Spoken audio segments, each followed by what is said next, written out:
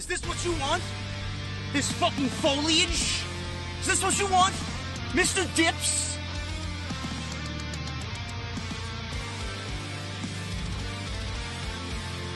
Is this what you want? Me standing in front of EC3 buying designer coats? Is this what you want?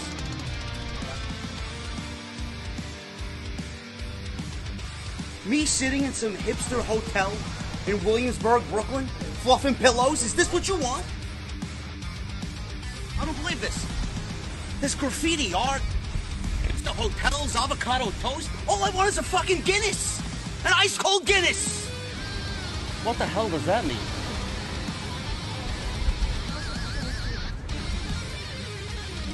Oh, this is what you wanted. This is your Monday Night Raw review right here on Off the Script. What is going on, guys? Thank you so very much for joining me right here on Off the Script. This is your Monday Night Raw review for June 1st, 2020. Man, oh man, I'm watching Monday Night Raw. I get up after the Charlotte and Asuka match, which was totally disappointing. Just another reason to get Charlotte Flair on Monday night. Get Charlotte Flair in another waste of a champion versus champion match. WWE's blowing through these champion versus champion matches like the fucking drunkard at the bar at 4 o'clock in the morning running through Budweiser. I'm watching this match. And I'm thinking, oh man, we got a Bobby Lashley MVP Drew McIntyre segment still to go. I completely forgot. I literally forgot that we still had Drew McIntyre versus MVP in the main event of Monday Night Raw tonight. In the main event of Monday Night Raw. So I get up, I go brush my teeth before I sit down and record the podcast. I go to the bathroom and do what I got to do. Because, I mean, who the fuck wants to watch a Drew McIntyre versus MVP in the main event of Monday Night Raw in 2020? And I'm thinking to myself, isn't Drew McIntyre the WWE champion? Isn't Drew McIntyre defending the WWE championship against Bobby Lashley at Backlash? And I'm thinking, and I'm thinking, and I'm thinking, shouldn't the WWE champion and the WWE championship be the most important thing on the show? Now, granted, I know I'll have some fucking casual in the comments section or some idiot on social media who's going to say, well, it was in the main event. It was in the last segment. But I give you a rebuttal of, does it feel important? Does it feel like the most important thing on this 3-hour shit show known as Monday Night Raw? And the answer is no, folks. The answer is no. In fact, Seth Rollins and Rey Mysterio and whatever they got going on there with Alistair Black and Humberto Carrillo, that feels more important. Believe it or not, Humberto in something important. Oh my God. Holy shit, man. I think we are living in a fucking different universe, an alternate universe. That feels more important than anything that Drew McIntyre is doing right now currently with the WWE Championship. And it shouldn't be that way. And it shouldn't be that way. I just don't care. And MVP, I have to reiterate again, in the main event of Monday Night Raw in 2020, and you wonder why the ratings are 1.7, more than likely a 1.5 by tomorrow afternoon. I would not be shocked. Everything, everywhere, no matter what it is down because everybody's out rioting and looting a Best Buy. No time for the Messiah of WWE, Mr. Rollins, or the WWE Champion, for that matter, Drew McIntyre. You know what else I don't understand? I really don't understand why WWE is giving us an unofficial 4th hour of Monday Night Raw. Who the fuck X for that? Who X for that? Oh, nobody. Nobody cares about seeing Charlie Caruso. Nobody cares about seeing Samoa Joe interview the Messiah. I'm not there. Who the fuck are you interviewing? Seth Rollins and the Street Profits, apparently, who suck at bowling. Bro, you gotta go take some tips from Pete Weber. Seriously, he's the only bowler I know, because me and my dad used to watch bowling when I was little. But WWE is introducing, how many of you guys know Pete Weber out there, by the way, if you're a bowling advocate? Please, someone in the comments, let me know. But WWE is giving everybody a 4th hour of Monday Night Raw, and this comes via the free version of the WWE Network. They are resurrecting Raw Talk on the WWE Network each Monday night, immediately following Monday Night Raw. And I urge you guys to take a stance and not support Raw Talk. Now, WWE is giving away a free version of the WWE Network. This was announced today on social media. Groundbreaking original series, the Monday Night War with Nitro and Raw. Ride along, table for 3, photo shoot, story time, all included with Raw Talk. Recent episodes of WWE's flagship programs, Monday Night Raw, Friday Night SmackDown, and NXT, and select WWE pay-per-views and NXT TakeOver events. Weekly WWE highlights, top 10, The Bump, WWE Now, WWE Best Of, and WWE Timeline will all be included in this free tier. Now, WWE Network is giving this free version. It is available now. No credit card required. You heard that 3 or 4 different times on the show tonight. To access, download the WWE app on any device, including TVs, gaming consoles, mobile devices, tablets, and computers. Now, I ask you folks, I really urge you to not support WWE. I mean this wholeheartedly. Please do not support WWE and go and watch Raw Talk. I urge you to go and watch your friendly neighborhood content creator in the WWE community here on YouTube, in the IWC. People like me, people like everybody else that go live on Monday nights, people that go live to do watch-alongs, people that go live during the pay-per-views for the watch-alongs and the live streams of anything, whether it be a prediction or a pay-per-view review or just regular WWE talk. I urge you to go and support those people like me and everybody else in the community. Fuck a Raw Talk. You don't need a Raw Talk when you have me. Simple. And I mean this. You guys need to come together as a community and back us up here. WWE is giving you Raw Talk for absolutely no reason other than to stifle content creators on a Monday night. They've already done it. They've done it before. Podcasts, they got their own podcast network. They don't want you listening to people like me or people like there are in the community. They don't want you to do that. They don't want you to sit there and watch your favorite content creators and sit there and watch a watch-along while you discuss the pay-per-views with those content creators. Like I said, they don't want you watching anything to do with us because we don't stand for bullshit. We will call them out when shit sucks. We will call them out when creative is illogical. We will call them out on their sheer stupidity blatantly. We will call their performers out when it is dire. When it is absolutely necessary. We will talk about anything and everything that is right and wrong with the WWE. If you listen to the WWE, nothing is wrong. Nothing is wrong.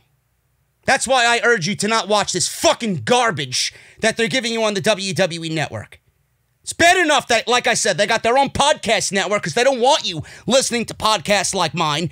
They got their own watch-alongs now on the YouTube channel because they don't want you watching your favorite content creators. And now they got Raw Talk because they know Monday Night Raw is the biggest trending topic in WWE all week, and they want to take the audience away from me, you, and everybody else in the goddamn fucking community.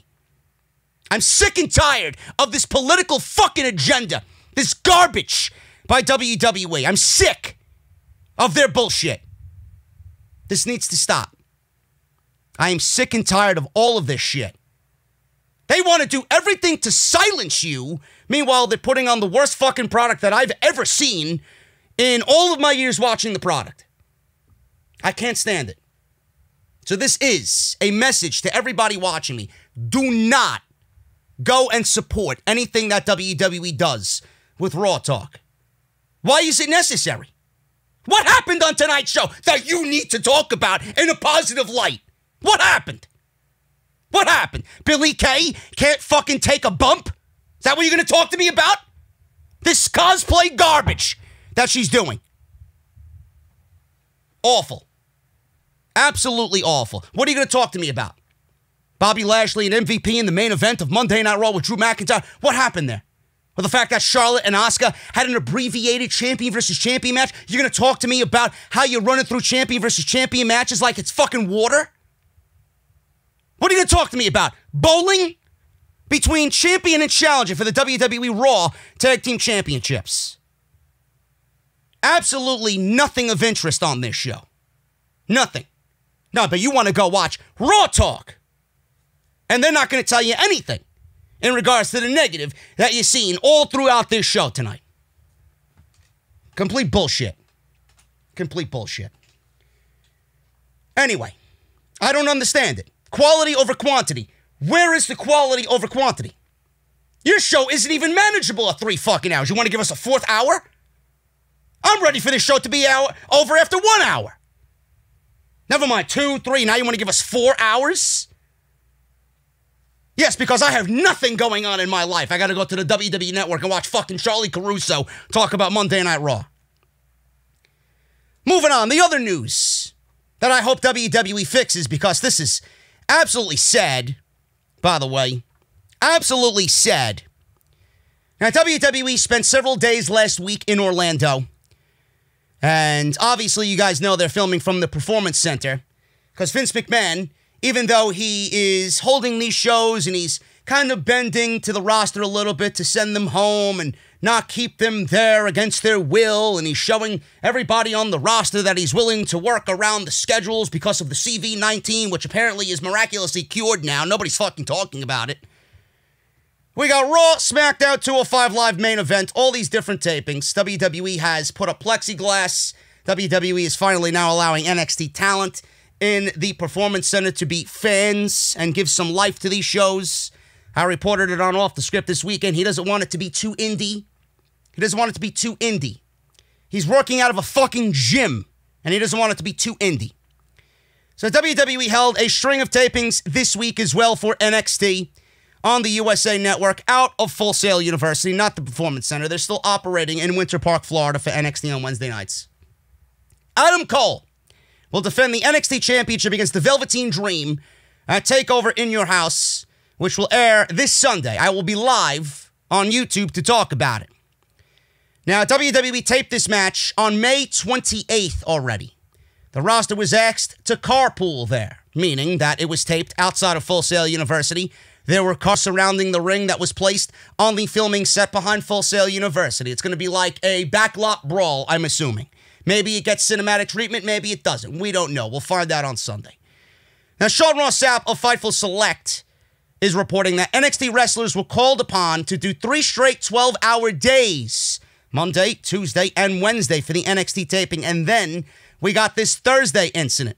Aside from those TV tapings, the Performance Center recruits were asked to come in again as fans for both the main roster and NXT TV tapings, and were also called upon by the company to be at the filming session of the Cole vs. Dream match for the main event of TakeOver in Your House. While filming this match, they had delays due to rainfall. Per the report, the recruits were asked to show up at 7, and the downpour kept delaying things. As it turns out, most were waiting around until midnight before they actually filmed the In Your House match between Cole and Dream. According to the report, some of the wrestlers were said to be upset about their experience last week during WWE's TV tapings. Do you want to know why they had a bad experience, WWE? It's because you asked them to sit through Raw, SmackDown, and NXT while standing on their fucking feet, imprisoned behind plexiglass. And you don't find this to be wrong.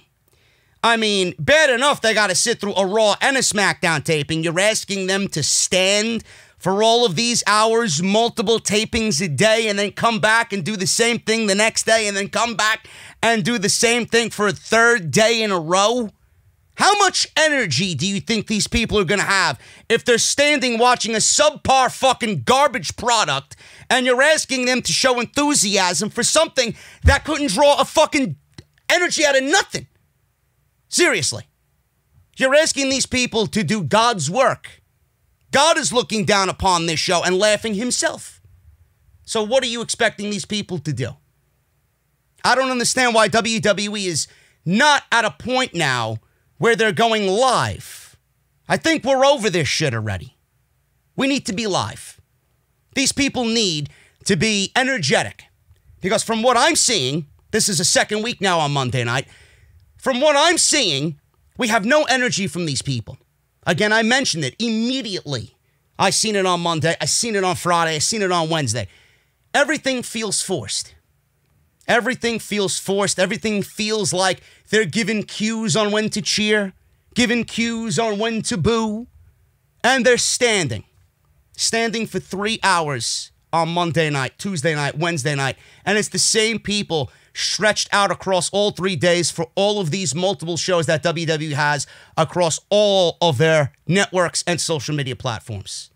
Why is that fair? How is that fair? How do you expect these shows to be the very best that they could be, on top of the shitty creative that we're seeing weekly? How do you expect these shows to have the proper energy? It's as if you went ahead and did this, but you went and took 4 steps backwards. Do what you need to do. Give these people the proper setting so that they could actually enjoy the fucking show and not develop cramps in their feet. I don't understand how anybody wants to stand that long for a pro wrestling show. Give these people seats. I seen Buddy Murphy and Austin Theory sitting while they were watching Seth Rollins cut a promo tonight. These guys had seats, and the people standing there did not have seats. Now you want to know why the shows suck, and people complain about even the fact that they do have fans. I don't hear people complaining about AEW. I don't hear the AEW fucking roster complaining about anything. Why am I hearing the WWE roster? Why am I hearing reports and reading reports about the WWE roster complaining about their experience at these shows? Unreal. WWE's got to get better with this shit, man. It is so bad. So bad. It doesn't even feel like there's an audience there. The booing sounds unnatural. It sounds disingenuous, obnoxious at times. I don't really understand why they are not being given seats. I guarantee you, those people, if they're actually accommodated in the proper way, everything would be better. The plexiglass, them standing, it's like WWE is, and I said this week after week already for the last 2 weeks, uncool. Everything about it is uncool. They do the right thing, and then WWE's got to fucking shit all over it. Anyway, man, thank you guys so much for joining me tonight on the podcast. We're going to go over what happened tonight, Rey Mysterio and his retirement tonight on Monday Night Raw, hosted by Seth Rollins, the Messiah. We'll go over that as well, and we'll go over again what I stated on the podcast this past Saturday, about how Seth Rollins, if WWE acts correctly, could turn Seth Rollins into the biggest heel not only on Monday Night Raw, but in all of WWE. And I don't think they're going to go ahead and do it, because they didn't really give us anything outside of what we've seen already on the show tonight. Rey Mysterio wasn't even there. I thought he was going to be in attendance at the Raw taping, but apparently he was not. So we'll go over what happened, and we'll go over again what I reiterated on Saturday on how to book Seth Rollins in this storyline with Rey Mysterio. And I'm enjoying it for what it is. I've been very hard on Seth Rollins, but I feel that outside of his 2018 run with the Intercontinental Championship, when he was white hot and WWE fucked him over because he was getting over on his own, and they didn't want that. It wasn't in their plans at the time. I feel like this is his best work since then. And I do think that right now he's hitting his stride as a heel. So we'll go over that tonight on the show as well. Apollo Crews, he had an open challenge of sorts for the United States Championship. What happened with that? And WWE, with Apollo Crews, they need to do one thing and one thing only. Keep the momentum going. Give him a solid string of wins and make him and that championship feel important. We're going to go over Charlotte and Asuka as well, and the injury coming out of Monday Night Raw with Nia Jax and Kairi Sane. Was it a situation where Kairi Sane sold it a little bit too well? Did she trip over herself like people were assuming she did? Or was Nia Jax, of course, negligent in injuring Kairi Sane, and was it all Nia's fault? We'll go over that as well on the podcast tonight. Thank you guys again for joining me.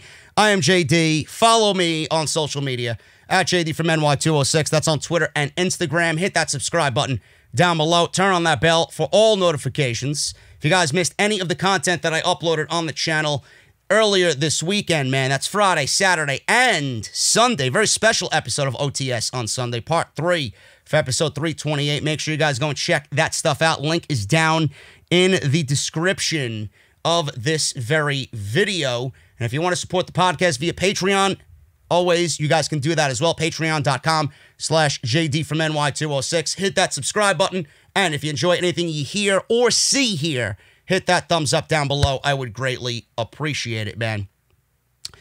So we start the show off with Seth Rollins. He's the first thing that we see on tonight's show. Rollins made his ring entrance. They showed highlights of Seth last week beating down Humberto Carrillo until Alistair Black came out and confronted him. Live in the ring, Seth said tonight was a big night. Austin Theory and Murphy were sitting at ringside. You got all these roster and NXT PC talent standing, but Murphy and Austin Theory are the ones sitting. He said Aleister Black is confused about Rey Mysterio and the situation and has left him no choice but to enlighten him himself. He said if you know Rey as much as he does, he's too humble and modest to come to the ring and call himself a legend. So it's his duty as a leader to appreciate Rey as a sacrifice for the greatest good of Monday Night Raw. He says it's time to stop and let that sink in. He said this moment will live in time forever. He said in his darkest hour, Rey presented himself to him so he could stand before them and lead Monday Night Raw into the future. We got really, really disingenuous boos and obnoxious boos from the very tired NXT faithful in the audience. He said to honor the end of Rey's career, he's prepared a video package. Let's all take a moment to enjoy the greatness that is Rey Mysterio. So we've seen a video package. They showed Rey up close and standing next to all the wrestlers he's been in the ring with, winning the Royal Rumble, winning the WWE World Heavyweight Championship. Aleister Black then ran out and attacked Seth from behind. Seth bailed, and we got this match right at the top of the hour on Monday night, which I will say was a very good match that was mired by 3 commercial breaks in between. I looked at my clock. It was 8:30, and I'm like, why does this match need 3 commercial breaks? This is something that I'm actually invested in, and we got 3 commercial breaks with Aleister Black and Seth Rollins. Now, this one went 22 minutes plus. Really good match, and I didn't really know what was going to happen in the outcome. So we got, obviously, Rollins, Murphy, and Austin Theory on the outside. This was a proverbial 3-on-1 situation. Out comes Humberto Carrillo during the middle of this match with a steel chair to help protect Aleister Black. His music goes off. He runs out with a steel chair. We go to commercial break. I'm going to tell you this, and I always say it, and every time I see it, I'm going to mention it. I can't stand when someone like Humberto, in this instance, is trying to come out and back up his friend in Aleister Black. His theme music goes off. He's running down the aisle like a fucking speeding bullet with a steel chair. His music goes off for about 3 seconds, and he's standing there, and then boom, we go to commercial break. I don't understand it. Don't you think it's a little bit more impactful and a little less ridiculous if he comes out with no theme music, he comes out wielding a steel chair, and he comes out to back up Aleister Black? What is the reason and what is the necessity for his theme music to play? It just sounds overly produced at that point. It sounds and looks completely unnatural at that point. What is the reason for it? You're not shocking anybody. It's fucking Humberto Carrillo. What are you doing in that instance? It's more impactful if he comes running out on his own. It's more of a less produced situation if he comes running out just wielding the steel chair.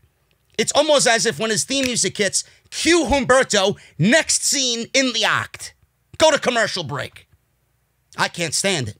It looks terrible on TV. That's just my 2 cents on it. I don't know why they continue to do it. So Seth controlled the action after the break, and Black rallied. He was being beaten down, was Black. So Black rallied again, landed a cabrata for a 2 count. Humberto remained at ringside looking on and watching his back so that Theory and Murphy don't do anything. Black landed a German suplex into a bridge for a 2 count.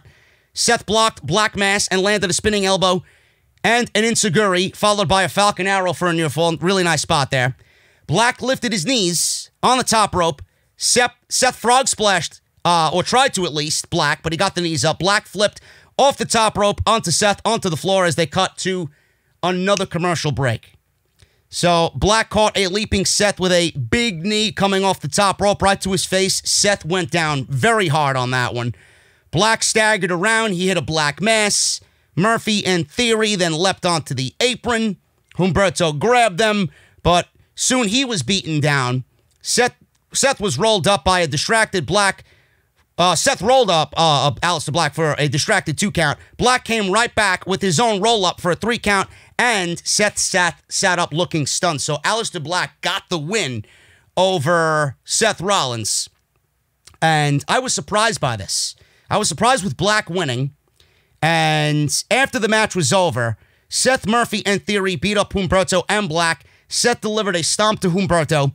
Murphy and Theory held Black as he called Seth a coward.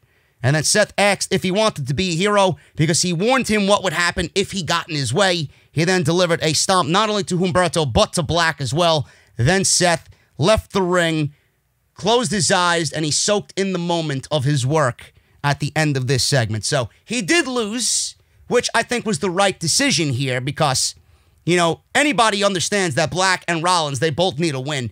But the way that it happened, I didn't really mind it. Black kind of needed it more so than Rollins did because he needs to keep that string of momentum. He's going to be the big thing on Monday Night Raw. That's going to be kind of the next in line. Theoretically, he's kind of the next in line for the WWE Championship. I mean, he's won almost every match he's been in. I don't think he's really lost clean outside of a match to AJ Styles. So he's, if you really want to think about it, in line for a WWE Championship. Now, I know that won't come, and it's going to come when WWE says so, but you need to keep him on a nice string of momentum. He's one of the bright spots on this show. He's one of the acts on this show that I actually look forward to each and every single week.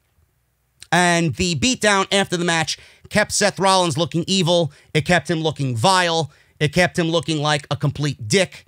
And that's exactly what they were going for. So I didn't mind this. Really good match. Too many commercial breaks. Black got the win. That was the right outcome. And Rollins, he still looked strong in his match here. So I didn't mind any of this whatsoever, and a really good match to start Monday Night Raw. Charlie Caruso interviewed Angel Garza and Zelina Vega. We seen a clip of Garza attacking KO last week from behind, very heel-like, before his match. Garza continued, always, to flirt with Caruso as he responded to her questions. He said, in competition and seduction, one must always stay a step ahead. Vega said Garza's win was triumphant. Garza said if someone is upset with his actions, they've never wanted something as badly as he does. She stared at Angel Garza. Caruso thanked him for his time. He presented her with a rose and said, no, thank you.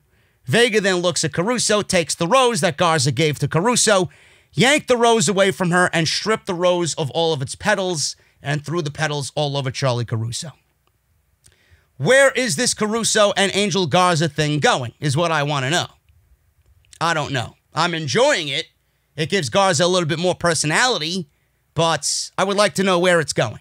It may go nowhere, and it may just be a thing between them to get him a little bit more of a rub, doing what he's doing with Charlie Caruso. It makes him look a little bit more of a ladies' man, a little bit more cooler. I don't know, but I like it. It just brings out his fucking natural charisma. It brings out his machismo, Angel Garza. So I'm really liking that stuff, and I like what they did. Again, what WWE did with Angel Garza last week and Kevin Owens. Kevin Owens needed a win, but they went about it in the right way.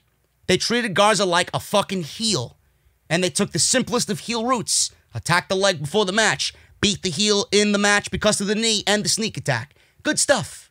Good stuff. So, we got Tom Phillips throwing it to a Shawn Michaels Skype call or a promo that he cut earlier in the day. He wasn't there live.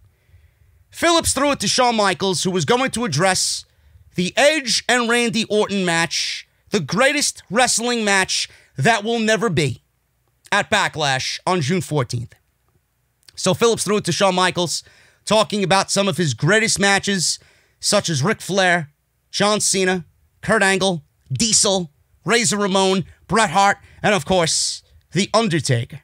He said they would be there all day if he talked about all of his greatest matches. He said Edge and Randy Orton have set the stage for the greatest wrestling match ever, and I think you can deliver on it. He said he's going to pick Edge as his pick at Backlash. Now, I don't know what you guys are thinking. I mean, I don't know what else I could possibly say about this greatest wrestling match that will never be. It's inevitably going to fail. So much so that Edge had blocked me on social media now because of what I said about this greatest match of all time that will never be. Because everybody in WWE is sensitive. This is a man I loved and respected and trusted. I mean, for Christ's sakes, he's got my favorite band as his theme music. Goodbye, blocked, because I think WWE is booking this match as a joke, as an embarrassment. Oh well. Oh well. I can always sit here and speak my piece every single week. Imagine being WWE. Imagine being WWE and getting Ric Flair. And then Shawn Michaels. Ric Flair I didn't mind because you know he loves Randy Orton. I didn't really mind that all too much. But imagine getting Shawn Michaels. Shawn Michaels. I was more in the Shawn Michaels day than I was the Ric Flair day. So Shawn Michaels to me is a little bit more important than someone like Ric Flair. That's just the time and period I was growing up watching pro wrestling. So when I look at Shawn Michaels, to me Shawn Michaels is the greatest of all time.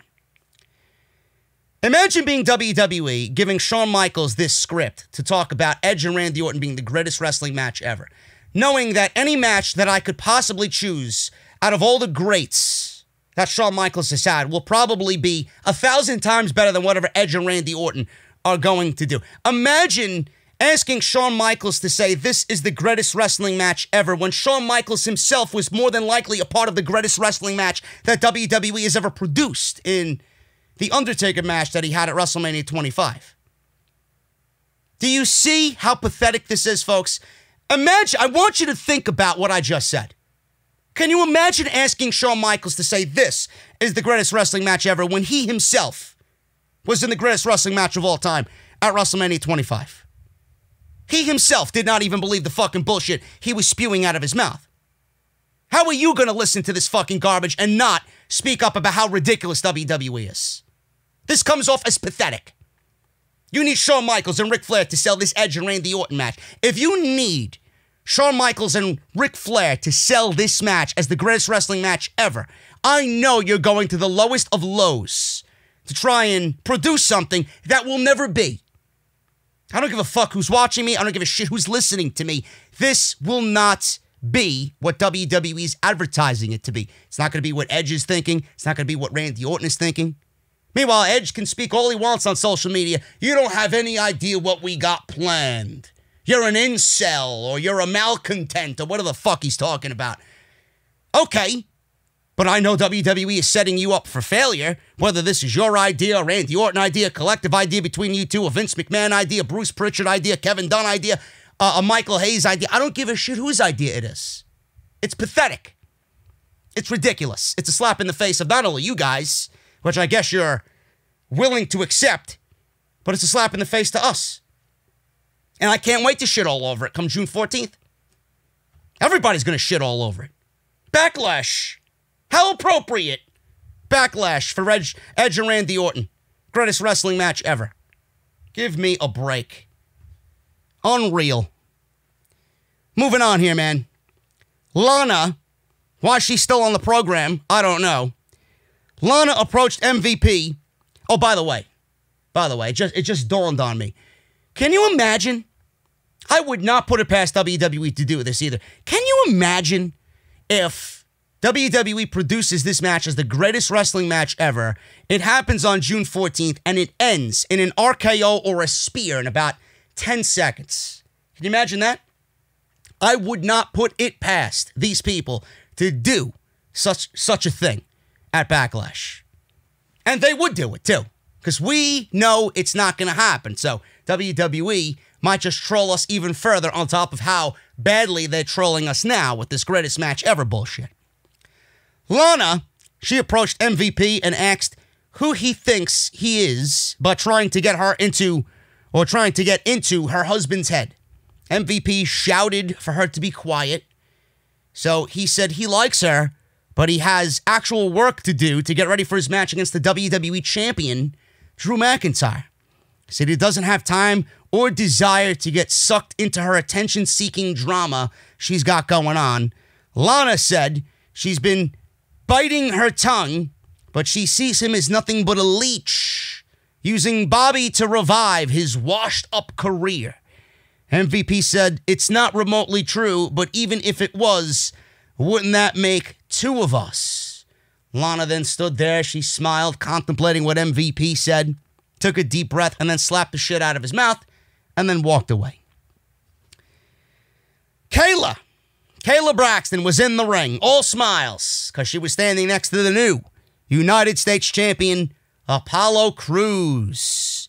He wore the U.S. title belt. It looks good on him. It looks really good on him. So he said it's still surreal to him that he's standing before everybody as the United States champion. Crews says there is a long list of wrestlers he'd like to defend his title against, but the one he's picking tonight is truly deserving. Now, there are reports, and I talked about this on Sunday's episode of Off the Script, that Dominick Dijakovic is headed to Monday Night Raw. Matt Riddle's going to SmackDown. And Dijakovic tonight actually tweeted out a picture of the United States Championship, and several dirt sheets picked up on this and were kind of leading it off as a spoiler, or leading it into a possible spoiler, being a possible spoiler on the show tonight, with him challenging Apollo Crews for the United States Championship. Now, I don't think that would be a great idea, because you're not going to put someone like that in that type of situation when he himself needs a big debut to kind of set himself apart from everybody else on Monday night. You're not going to put him in the United States Championship hunt. I could see that being a match down the line. I could see those guys having a great feud for the United States Championship. That's one of the aspects I get excited about, seeing talent like Dijakovic coming up on Monday Night Raw, going up against a Kevin Owens or an Andrade or an Apollo or a Garza or anybody really. He's amazing at what he does. I'm a big fan of Dijakovic. He's a big guy that moves like you really wouldn't expect. And a lot of you guys probably don't even watch NXT, and I'm telling you right now, get ready for Dijakovic, man, really. And if you want, please go and watch his match with Keith Lee at TakeOver Portland in February. Seriously, go and watch and get yourself ready on what this guy could bring to the table on Monday night. So the dirt sheets were leading it off with him possibly being a surprise to challenge Apollo Crews for the United States Championship. It ended up being Kevin Owens. And he said, Kevin Owens is truly deserving. So Owens walked out, and he wanted to congratulate Apollo Crews. He said he's not one to turn down title opportunities, but what happened last week with Garza, he feels this offer is almost coming out of pity from Apollo Crews. So kind of like a heel almost response by Kevin Owens, which I really didn't understand. I thought he was legitimately just going to turn it down and say, you know what, one day, but I got Garza to take care of first, and once I take care of him, then I'll challenge you for the United States Championship like it should be done. But he said it's almost coming out of pity from Apollo Crews. It's coming from a place of pity because of what happened with Angel Garza last week. Crews says, listen, it's not about pity, it's about respect. So Owens says, well, if that's the case, he does feel bad about it. Crews says, he deserves it. You deserve it. Owens says, I know I deserve it after all the blood, sweat, and tears I've put into this place for the last 5 years, but I'm going to make you feel bad because of how short your reign is really going to be after I beat you for the United States Championship. So Crews smiled, got ready for the match, and we were off to the running here. So good on Apollo Crews. He's making do as United States Champion already. His first declaration as champion is to give Kevin Owens a United States Championship match. Good on him. Good on him. Does Kevin Owens deserve it? Absolutely. Kevin Owens should be challenging for the WWE Championship. But we're not there yet. We're not there yet. So the United States Championship is going to have to do. So this match went 10 minutes. Not even going to go over what happened. Solid match for the 10 minutes that it was. But WWE went to a no contest with Kevin Owens and Apollo Crews. Why? Because Garza and Andrade interfered and caused a no contest. Ladies and gentlemen, this is WWE. What do you think came next? Was it right into the next segment?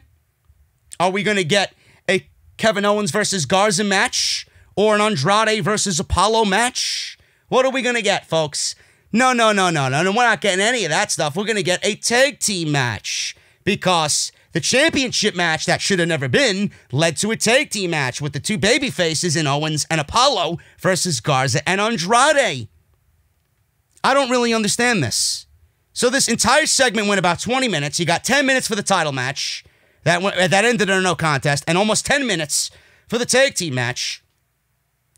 I don't understand this. And this is why I get so frustrated with WWE Creative. People wonder why I complain. This is why I complain. I want to know why the title match was even made if that was your way to go about it. I don't really understand it. Like, if this was never going to end up being a decision, why did you give us the match in the first place and just didn't go right into the tag team match as a regular match on the show to begin with, instead of the tag team match? I don't really get it. So, Kevin Owens and Apollo go to a no contest. Kevin Owens last week lost to Garza, and Apollo beat Andrade. So WWE needed to double down on Apollo and Andrade by having Apollo pin Andrade in this tag team match. What was the point? You needed to further prove that Andrade is a loser? This is what frustrates me the most. A title match that did not need to happen. Instead of giving us some solid mid-card stuff on Monday night and having these guys earn a title shot, you gave away a title shot to end in a no contest to ultimately end up in a tag team match. Why? This is what frustrates me. I don't know why the match was booked if that was the ultimate outcome. Why didn't you just give us the tag team match? All this said to me was, you know what? We got nothing else booked for this show. Instead of giving us a Bianca Belair match or something else that probably could have benefited more, you gave us 20 minutes of a segment between these four guys, and one of the segments did not even need to be a segment on the show. And again, I ask, where is Bianca Belair, and why isn't she being pushed after an obvious call-up from NXT after WrestleMania? You mean to tell me keeping her off the show and giving us this is more important? Now, all you did was kind of ruin the perception of a future Kevin Owens and Apollo Crews match when it does happen for the United States Championship. No more open challenges. No more just giving title shots away. How about we develop the great mid-card that we got on Monday night and start building some consistency with some wins and then maybe having someone earn a championship match? Because Apollo and Andrade is over. It is your fucking job to now find the next guy in line to be the number one contender for the United States Championship. We're not going to continue going back to Andrade and fuck around with Owens and fuck around with Garza. Give some consistency to what you're doing with the United States Championship. Don't do the same thing that you did with the title on Andrade. This is a new start. Giving it to Apollo was a brand new start. Simple. Is WWE going to do what I say? Probably not. I'm fucking speaking to the goddamn wall. Moving on here, man. We got bowling. Bowling. Between the Street Profits and the Viking Raiders. The Viking Globetrotter, axe-throwing, PGA, PBA Raiders. Now, this was probably the most entertaining of the skits. I said this last week. I said the skits are doing one thing, and one thing only, really. They're bringing a different level of character to the Viking Raiders. A little bit more of a casual character to the casual audience with the Viking Raiders. The Street Profits have always been charismatic, whether you like them or not. They're very hot and cold with some people that I know. But listen, I don't know what else I could say about this. I'm not for it. I think it's completely lame. I think it's lazy. I think WWE is doing both of these teams a huge injustice. All I'm thinking about is, imagine being the Street Profits. Now, they probably don't give a shit. They're the Raw Tag Team Champions. They're having the time of their life right now. They're young. They're having a great time on Monday Night Raw. Imagine being Ivar and Eric of the Viking Raiders. Imagine being an elite tag team like that in WWE, an elite tag team in this business. Imagine being how good they are, going to NXT and showing how good you really are against the top-level talent in NXT. Imagine being a top-level tag team in this industry to come to Monday Night Raw to do not wrestling, but golf, bowling, basketball, and axe throwing. All in a competition over the WWE Raw Tag Team Championships. Have you ever seen the Raw Tag Team Championships as low as they have been at this very stage in 2020? The only time I could possibly think in recent memory, I'm sure there are worse situations than this, but the one time the Raw Tag Team Championships meant even lower than they do now is when Braun Strowman held the Tag Team Championships with fucking Nicholas on Monday night. A 12-year-old boy on Monday night held the Raw Tag Team Championships. Not since then have we seen the Tag Team Championships just sink into irrelevancy like we have been seeing on Monday Night Raw right now. Imagine being the Viking Raiders and coming over to the biggest pro wrestling company in the world expecting to wrestle. Imagine WWE taking an elite tag team like the Viking Raiders and having them do these comedy skits instead of actually building up a legit tag team division to show these guys that you actually care about tag team wrestling. All this is doing is driving a team like the Viking Raiders away from WWE. All this is doing is and I find this to be absolutely a foreshadowing of what's to come. Imagine being the fucking NXT talent sitting there inside the Performance Center watching your tag team division on Monday night not be competitive in the ring, but fucking bowling, and acting like a fool on Monday night. Can you imagine if you're a tag team or a performer in WWE? This is what awaits you on Monday night. How could anybody be excited about that? This is tag team. This is tag team wrestling. This is the state of your tag team division right here. It's done one thing. It's given the Viking Raiders a little bit more of a character. But I mean, Jesus Christ, what are you going to do after their inevitable match for the Tag Team Championships? Where do the Tag Team Championships go after this? What teams exist on this show to even say it's a division? I don't understand it. WWE is just ruining week by week, not only the Profits, not only the Raiders, but the tag team division in itself. They bowled. The Viking Raiders won by one pin, 131 to 130. Now we're tied 2-2 in these friendly competitions. What's the fifth and deciding event or activity? Will it be pro wrestling? I certainly fucking hope so.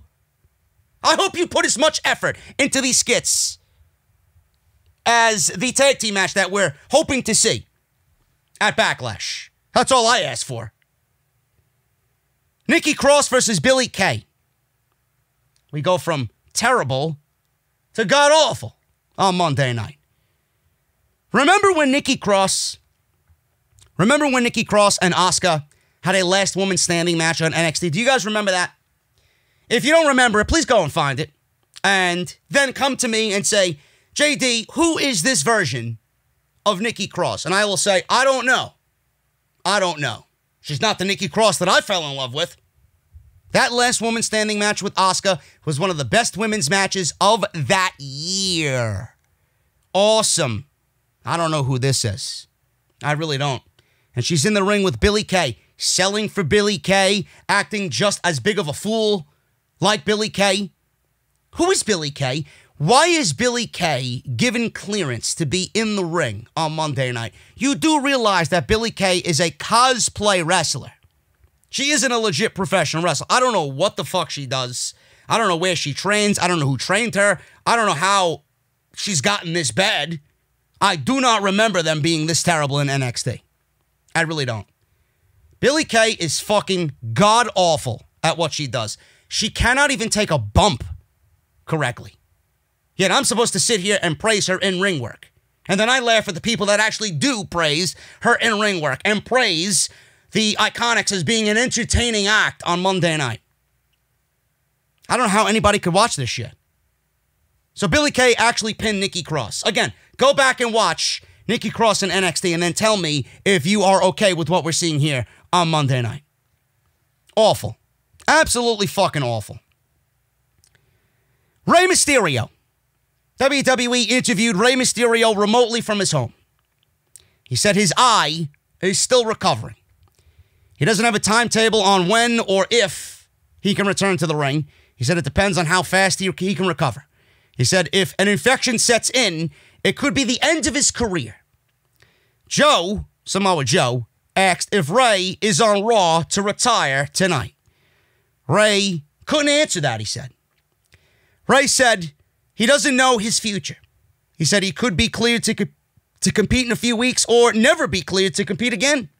He said he's been thinking about his future for a long time now. Joe said, considering the severity of his eye injury, he asked for his response to the Seth segment earlier. Rey said he wasn't chosen by some higher power. He said Seth made a clear decision to try and blind him. In walked Dominick, his son, who said Seth isn't a messiah. He's barely a human being. Dominick said something has to be done by this family. Rey told him to just chill, calm down. Dominick says he can't do that given the situation. Rey thanked everyone for reaching out with their concerns. He said it means the world to him and his family. Rey then said, Seth Rollins, damn you for everything you have put my family through. He said his entire family watched blood run down his face, and they saw the man that protects and provides for them suffer. He said he will never forgive Seth Rollins. Rey stood up, left. Dominick remained sitting in front of the camera. Dominick stayed and told Seth that he is a man of scripture. An eye for an eye. He stood up and walked away. Now that sounds familiar. What World Championship program did I see that take place in? On what wrestling show did I see that take place in? Huh? Sounds eerily familiar, doesn't it, WWE? Oh, that's right. We seen Jon Moxley wear the eye patch. We seen Santana go to war with the Inner Circle over Jon Moxley. Eye for an eye. Is WWE lifting storylines now and ideas from AEW Dynamite? It's bad enough we got Seth Rollins acting like Brody Lee out here. Now you're lifting the eye for an eye catchphrase for Rollins and Rey Mysterio? Come on. A little creativity, WWE. A little creativity is all I ask. Now, I just triggered half of the WWE fan base by mentioning AEW, but I'm glad Dominick made an appearance here. I want Dominick to be a part of this, and he's going to be the factor in taking this storyline to the next level. I mentioned it on Saturday when I talked about it on Off the Script. Dominick being included in here gives WWE the opportunity to bring Seth Rollins to just another level of heel. Now, whether they have Rey Mysterio come back and he turns Dominick turns on Rey and joins what I'm calling the second coming, that's a possibility. Maybe Seth Rollins takes out Dominick and does to Dominick what he did to Rey Mysterio, an eye for an eye. Maybe Seth Rollins is going to turn it around on Dominick, injure his eye, and we got father and son who are eyeless here, which is my favorite track off of, actually not my favorite track, off of Slipknot's debut album, Sick and then Eyeless. It's a damn good 1-2 combination there, bro. But I love that Dominick is included here. You got a multitude of ways you could go about this, really. I'm thinking, what if Dominick joins the second coming? What if Dominick joins Seth Rollins? Now, he could turn on Rey. He could turn on Rey in a manipulative storyline where Rey Mysterio is trying to save his son now from the evil veil of Seth Rollins, the manipulative ways of Seth Rollins. Like, Rollins would have Dominick under some type of spell or trance, and he joins Rollins and Murphy and Austin Theory, and Rey has to fight to save him. Now, I don't know if that is what WWE's planning. They could definitely go in that direction. Or what if Rey Mysterio does not want to fight? And what if Rey Mysterio does come out and say, you know what, guys, I'm not going to be cleared. I can't fight anymore. I'm going to have to step away for a very long time, etc., etc. You can play it off however you want.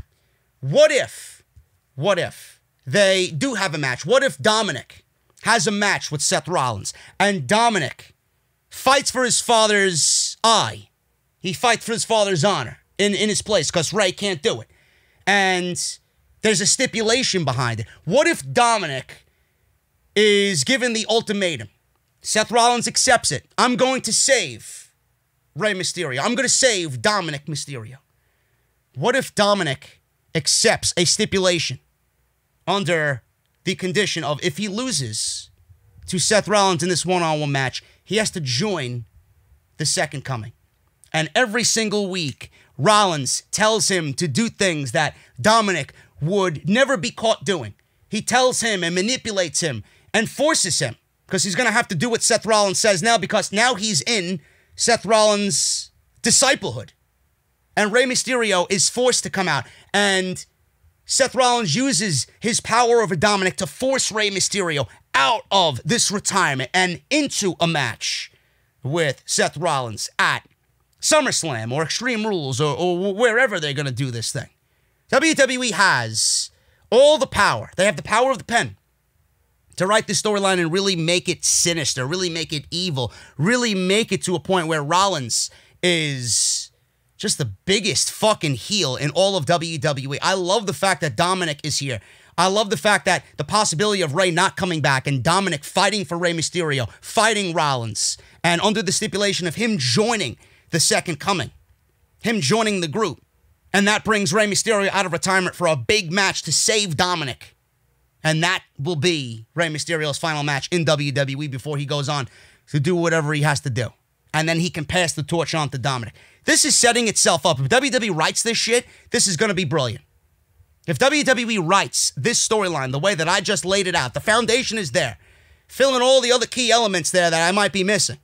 But if WWE wants to do this, I think it's got the makings of a great storyline. And this is why I said what I said at the beginning of the hour. Why is this so much of a bigger storyline compared to whatever Drew McIntyre is doing? And Drew McIntyre's the WWE champion. I don't understand it. I thought this was great, and the power is there.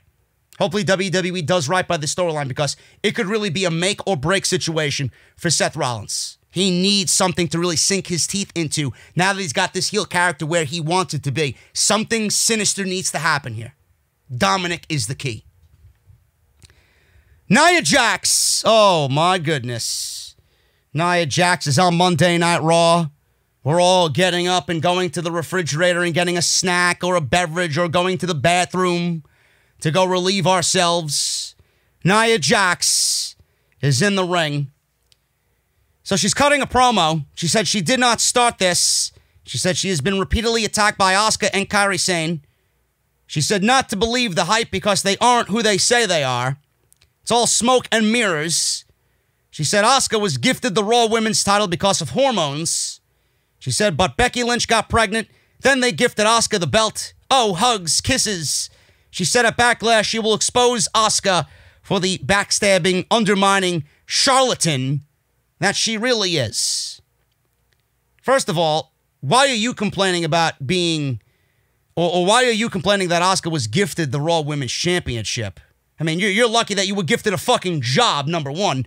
Number two, who the fuck uses the word charlatan? Can you sound any more fucking uncool? Charlatan? Anyway. We went from that to Rob Gronkowski. He was wearing his 24/7 title.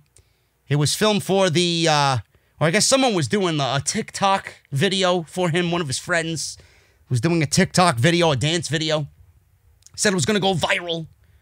There was a yard worker there, just raking mulch. Gronk asked, who's this guy over here in my plants? So the camera guy said, don't worry, he's just a yard worker. Don't worry.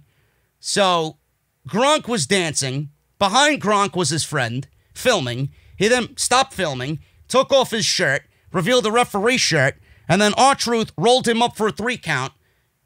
1, 2, 3, and he regained the 24/7 title. So WWE clearly needed to take the 24/7 title back from Rob Gronkowski because Rob Gronkowski is about to go train with the Tampa Bay Buccaneers. I wish he would have kept the title, so that would be a symbolic way of them just killing the entire concept. That's exactly what I would have did. Nia Jax versus Kairi Sane. This one went 3 minutes, and a lot of people were keeping an eye on this, man. Nia Jax, earlier in the week, last week, news came out that she busted Kairi Sane open during this match, and it was bad. Blood everywhere. Nobody knows if Kairi's got a concussion or not. So everybody was watching to see what happened, where it happened, how it happened. So this match went 3 minutes. Nobody gives a shit about what happened outside the one spot that we're all wondering about. So Jax dominated. Kairi Sane got some offense in. Not much. Spinning back fist, some axe kicks. Nothing special. Jax avoided her, slammed her headfirst into the ring apron. She went for a dive, did Kairi, or a basement drop kick of sorts. And Nia Jax caught her, slammed her headfirst into the ring apron. So she takes Kairi from the ring apron by the hair and throws Kairi Sane into the steel steps by her hair, head first. Now, it looked like Kairi did not get her footing, but Nia Jax took her by the hair anyway and threw her into the steel steps. Now, there were reports and people were coming out saying, well, let's listen to what they say on Monday night. Let's watch what they say on Monday night. Let's watch how Nia and Kairi really put on this match on Monday night. People were saying that Kairi might have lost her footing and might have oversold it for Nia to make the spot look even better than it should have been. I didn't see any of that. I didn't see any of that at all.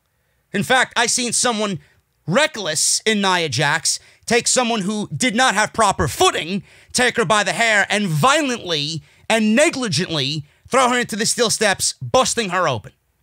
Now, we didn't see any blood. I seen just a little bit of blood, but you didn't see anything of the sorts coming out of the spot. WWE heavily edited this thing. Nia Jax is back in the ring. Sloppy as fuck leg drop. Ended the match. You never seen Kairi Sane's face. They ended this as quick as it started. Why does Nia Jax have a job? They banned the buckle bomb, which I talked about on Sunday's Off the Script. If you want to hear my rant on that, they banned the buckle bomb because of Nia Jax's recklessness in the ring. When are we going to ban Nia Jax from the ring and bring back the buckle bomb? Is what I want to know. Nia Jax doesn't deserve a squared circle to perform in. Another one of these cosplay wrestlers. And then she laughs about it on social media. And then she doesn't really fucking feel sorry for it on social media. She acts like the big, bad, tough bully. Oh, I'm the heel. Meanwhile, this is a common occurrence with whomever she's in the ring with. You gotta fear for your fucking life at this point. She is god-awful.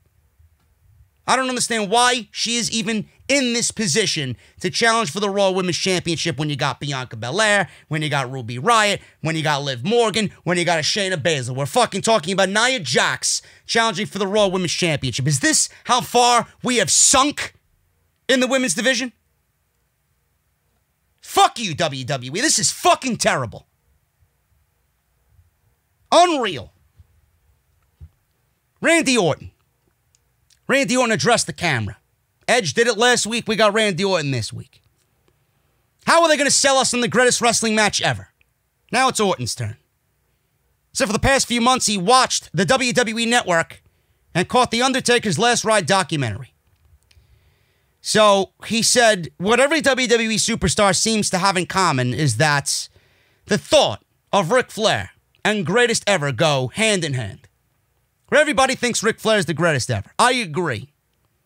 He then said Flair endorsed him and said that he is the greatest to ever lace up a pair of boots. Ric Flair said Randy Orton is the greatest ever to lace up a pair of boots. You know what, Edge? You said the same. He said 2 weeks ago on Raw, he claimed he didn't have a passion for the business and was handed everything and did it for the paycheck and was complacent and comfortable. You know what? You're right. What can I say? He said for 20 years he's half-assed it and accomplished more than him or anyone else. He told Edge he had to scratch and claw, whereas all he had to do was lace up his boots and prove he was the best. He said at Backlash he'll do the same. He said he will prove he is better than him at Backlash. I set the bait and you bit. And now your storybook ending is going to be rewritten with the most 3 destructive letters in all of sports entertainment. RKO. I mean, this entire feud has been built on excellent promo work. This was no different. Randy Orton cuts a great promo. Edge cuts a great promo. They're two of the best promo guys in the history of WWE. Nothing new here. Nothing new here. I just don't give a shit about the way that WWE is booking this match with that god-awful fucking backing theme music to it. This is the greatest show. Where? Who? How? Why? This was a great promo. Nothing new between Randy Orton and Edge. The match will fail. The promo work has been fantastic. Charlotte Flair. Oh, God. Oh, God. Let's see. What do I got queued up here? Oh, wow. I got Charlotte Flair on the line. Ladies and gentlemen, I have Charlotte Flair, the NXT Women's Champion, on the line. Charlotte, are you there? Ident Juno, species C. lupus, genus Canis, family Canidae. Charlotte, is that you? I'm sorry, I must be having some internet issues. Can you please repeat what you're trying to tell me here? I'd love to ask you a few questions about your match with Asuka. Offense levels nominal. Okay, Charlotte. But thank you for joining me here on Off the Script. How are you doing this evening, and what are you doing to prepare for Charlotte Flair? Firewall breach detected. Oh, I'm sorry, Charlotte. Maybe you should go back to the manufacturing department and maybe get some new batteries or something, man. I don't know. What are you doing to prepare for Asuka at Backlash, or I should say not Asuka, at In Your House? I'm sorry. Maybe I need a new fucking battery. What are you doing to prepare for Rhea Ripley and Io Shirai at NXT TakeOver In Your House this coming Sunday? There is no EWR, only Reaper. No, Charlotte, EWR, I'm not sure what that means. The NXT Women's Championship. What are you doing to prepare against Rhea Ripley and Io Shirai? This unit has heavily modified all core programming. Oh, I'm sorry. All core programming. Monday Night Raw, SmackDown, and NXT. All core programming. Why are you on all 3 shows? I don't think anybody wants to see you spread across 3 shows. Can you please explain to me why you're on our television sets 3 days a week? Call sign 0. Roll. File not found. File not found. I wish I didn't find the file for Monday or Friday night, but that's besides the point. Charlotte, how do you think your reign is going as NXT Women's Champion? Call sign Torque. Roll. Combat engineer. I'm sorry, your engineer is what? Maybe you should go talk to your engineer. Maybe you need a brand new battery completely. Maybe it's outdated. Did you get your proper firmware update today? I'm not sure if you did. Charlotte, can you please explain to me your thoughts on the WrestleMania match with you and Rhea Ripley for the NXT Championship? I have stated that I thought it was a creative blunder that you won. Rhea Ripley should have won. What are your thoughts on that match, which I thought was a great match, at WrestleMania 36? You are not authorized service personnel. Weapon systems online. Oh my God, I'm not authorized personnel, so I can't talk about your match at WrestleMania? What do you think of Rhea Ripley as a future prospect in the WWE Women's Division? A lot of people say she's the future of the company. Would you like to divulge on the opinion of Rhea Ripley? Accessing service record. Locking access panels. Activating anti-tamper protocols. Anti-camper proto. What the fuck are you talking about? Do I need to hit up Andrade and ask him what's going on here? Seriously, what are your thoughts on Io Shirai going into TakeOver? Your match with Io Shirai kind of disappointed me on NXT TV a couple of weeks ago. A lot of people say she's the best in the business. What do you have to say about that? Call sign Reaper. Torque added to friends list. Added to friends list? You blocked me on social media. You blocked me on Twitter. What are you talking about? You're going to add me back on Twitter? You're going to unblock me on Twitter, Charlotte Flair. I'd like to thank you for your time today, Charlotte Flair. Recommendation. Further augmentation to reduce organic contamination. Contamination? Contamination? Monday Night Raw is fucking contaminated. Thank you for your thoughts, Charlotte Flair. Ladies and gentlemen, Charlotte Flair here on Off the Script. Oh my goodness, bro. What a catch. What a catch. Let me see the fucking dirt sheets pick this one up. Charlotte and Asuka had an 8-minute match via countout. Champion versus champion matches, man. They're going like fucking candy. They're being handed out like candy in WWE. What's going on here? Next time these two meet or next time a champion versus champion match happens, it's not going to mean anything. So Charlotte and Asuka, it is what it is for 8 minutes. The reason why this went to a countout is because Nia Jax, we had enough of Nia Jax, and somehow WWE thinks we want more Nia Jax. She comes out dancing to Asuka's music with the mask and the eyeliner and the fucking green makeup. She comes dancing out like I'm having a fucking nightmare, right? So Nia Jax comes out. She danced, mocked Asuka in the mask. Asuka yelled at her, got counted out. Nia Jax clotheslined Asuka on the ramp, and that's it. That's it. So thank you for giving us Charlotte Flair in another worthless segment on a Monday night. Awesome. But I got an interview with her. Let me know what you think about that one, folks. And finally, Drew McIntyre versus MVP. I could not give a single shit, folks. Lashley was there, so we got a Claymore kick. Set up a Claymore. Lashley pulled MVP to ringside, or out to the ringside area. Drew flipped over the top onto both of them.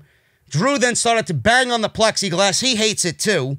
In celebration, he then counted down from 3, landed a Claymore kick for the win. Lashley put Drew in the full Nelson, and the show went off the air with Tom Phillips screaming, and that was it. That was it.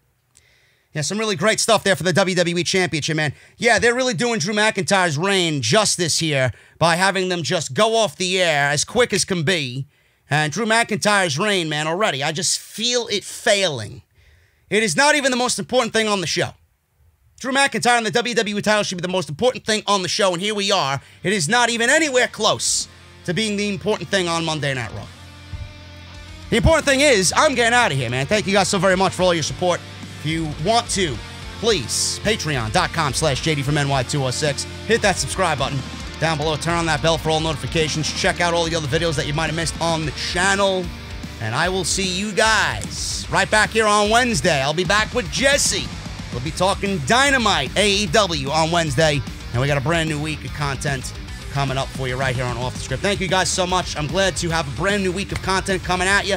Stay safe no matter where you are. Hope to see you guys back here on Wednesday. And I'll see you right back here for AEW Dynamite right here on Off the Script. Hit that thumbs up, hit that subscribe button, and I'll see you guys right back here on Monday, or not Monday, AEW on Wednesday. See, I need a fucking program. I need a fucking program update. Family candidate. Oh, shut the fuck up, Charlotte. Get the fuck out of here, man.